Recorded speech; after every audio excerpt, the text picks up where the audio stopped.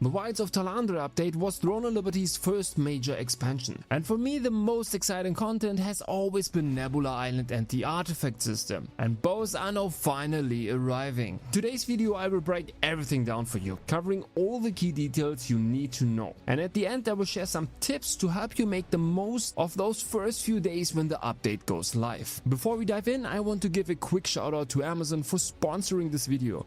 Their support makes content like this possible. Alright, let's get started. Let's start with the artifact system. If you press escape, you will see a new tab dedicated to the system.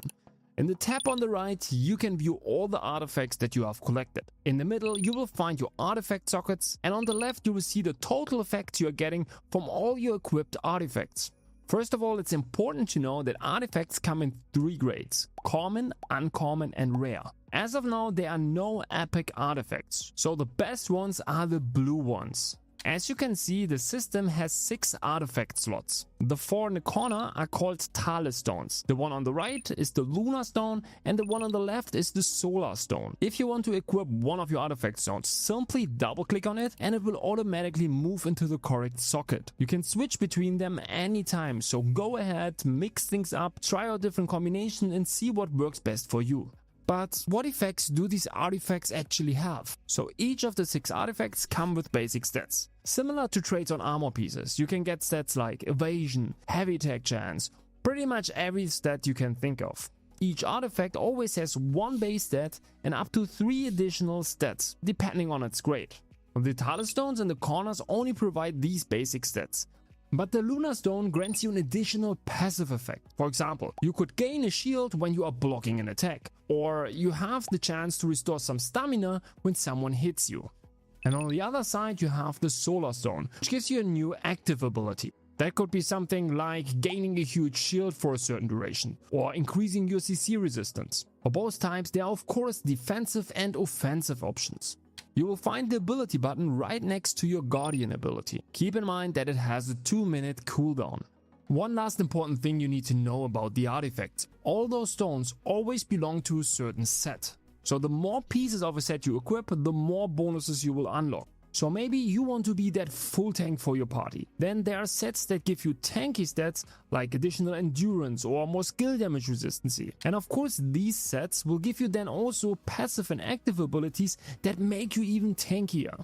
Now obviously the game isn't just handing out these artifacts for free. So there are 2 main ways to get them. First, we've got Abyss dungeons. With Talandra we got 3 new ones. 2 of them, Temple of Truth and Birken Estate, are already open. And the third one, Crimson Mansion, is opening the gates in a few days.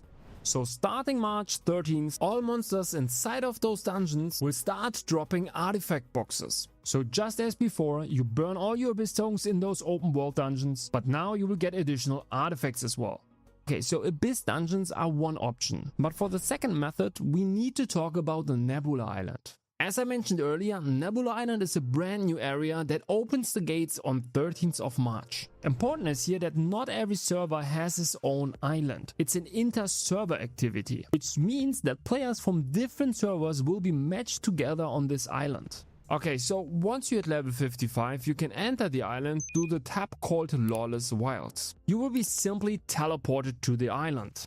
Here you will always arrive on the Resistance camp, which is in the center of the island. You will also always respawn here if you die on the island. Okay, so in this camp you have 6 portals. One ports you back to Talandra, and the others can teleport you to all other areas on the island. The blue portal you see ports you to the Fog Forest. This is the PvE zone on the island. PvP is completely disabled here. So if PvP isn't your thing and you just want to chill and farm, this is the place for you. Because all the other areas are 24/7 PvP zones. Anyone who's not in your guild or alliance can always be killed. Okay, so there is one important limitation. Your time on the island is limited to 5 hours per week. After that you will be locked out until the weekly reset. There is a way to increase your time, but I will get to that in a bit. Now you might be wondering, why should you even go to Nebula Island? First, there are a bunch of PvP focused events. The most important ones are the 2 new world bosses that spawn exclusively in the PvP areas. These bosses drop some of the most powerful new accessories in the game, so PvP guilds will heavily contest and compete for them. But here's the twist. Unlike traditional world boss fights, these events have a unique mechanic. The bosses spawn in a portal. But unlike the portals you are used to, the ones on Nebula Island have a maximum capacity of either 24 or 60 players. Now this creates a two-layered battle. So inside the portal, players battle each other while competing to contribute damage to the boss. Because the more damage your guild contribute, the more likely your team is to receive loot. And outside the portal another battle is happening. Here teams fight for the control of the portal area. Because if someone inside dies, a player from the outside can take their place. It's a constant back and forth with teams trying to maximize the contribution to the boss while defending their position. This setup is going to create some seriously intense PvP battles, where strategy and coordination will be just as important as raw power. Personally, I'm super excited for these events. It will be so interesting to see how they play out in Europe. Overall, I think it's going to be brutal, but also insanely fun. This is one reason you definitely want to check out Nebula Island. The second reason to visit Nebula Island is that all the monsters there can drop powerful loot. First of all, they can drop bags containing all sorts of tier 2 gear. Now, these can include the new tier 2 armor, weapons, but also the new accessories, which otherwise only drop from the new bosses.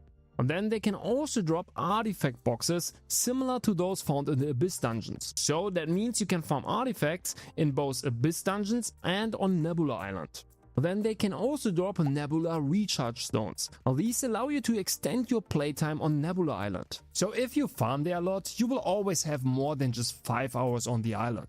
Okay, but lastly, they can also drop material called Nebula Stone. With these, you can purchase more chests for tier 2 items or artifact boxes. There's a special merchant for that over in Herba Village, so the main city of Talandre. You simply go there and exchange your materials for whatever you desire. In short, there's plenty of valuable loot to farm on Nebula Island. You will either get boxes that you can open directly or material that you can exchange for other boxes. As long as you kill monsters on the island, you will make progress. Alright, that were a lot of information, but how do you actually get started? And what should you focus on in the first few days after the content gets released? Of course, I know you will want to get your first set of artifacts as fast as possible. So the best and easiest option for that are the Abyss dungeons. On the 13th we will have 2 Abyss dungeons already available, Temple of Truth and Birken Estate.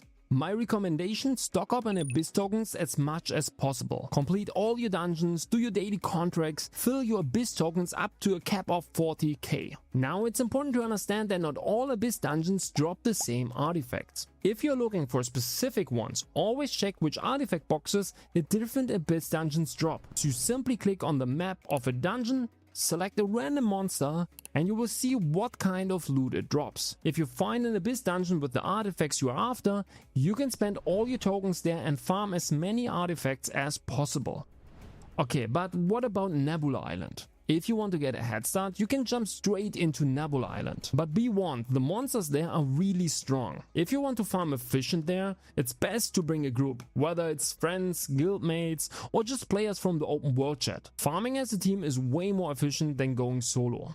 Now you might be wondering, should you use all your Nebula playtime right away? Honestly, in the first week, I would say just explore and try everything as much as you want. But if you are in a competitive PvP guild, keep in mind that you will need to save some playtime for the world bosses on the island. That said, if you rather use all your time early, go for it. Missing 1 or 2 world boss events in the first week isn't the end of the world. There's plenty to do in Talandre, and no matter how you approach it, you won't run out of content anytime soon. But if you are looking to progress as fast as possible, just make sure you're farming enough each week to get all your Nebula conquest chests and rare artifact chests. Now, these give you tons of artifacts and even a shot of tier 2 items early, which can be a huge boost for you. Alright, one last important thing you need to know for your progression. Maybe you are a tank, but you keep getting a ton of DPS artifacts. So what do you do with them? That's where material transmutation comes in. You might be already familiar with the system from runes. It works the same way. Basically, you just throw all your unwanted artifacts into the transmutation system and it will generate random new ones. It's just a great way to recycle artifacts you don't need and get a shot at ones you actually do. Okay, so that's everything you need to know about these systems. If you have any other questions, drop them in the comments below. If you enjoyed the video, don't forget to like, share and do all those good stuff. Thanks for watching, and I'll see you in the next one.